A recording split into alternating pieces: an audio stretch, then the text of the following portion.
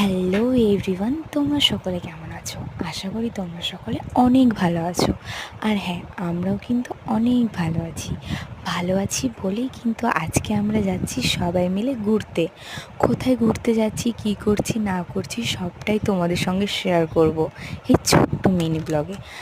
আশা করি মিনি ব্লগটা তোমাদের অনেক ভালো লাগবে। স্কিপ করো না, পুরো ভিডিওটা দেখতে থাকো। তো আজকে আমরা যাচ্ছি ঘুরতে জংলি বাবা। তো জংলি বাবা জায়গাটা সবাই বলে খুবই সুন্দর। তো আমি ভাবতাম জংলি বাবা শুধু জঙ্গল, গাছপালা, এগুলো তো দেখি, তো কী দেখতে যাব আর। তো আসার পরে যে এত সুন্দর জায়গা, কি আর বলবো।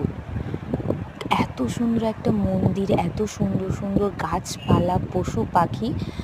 তো আমরা দেখো মন্দিরের এখানে চলে এসেছি, এখন ভিতরে ঢুকবো মন্দিরের।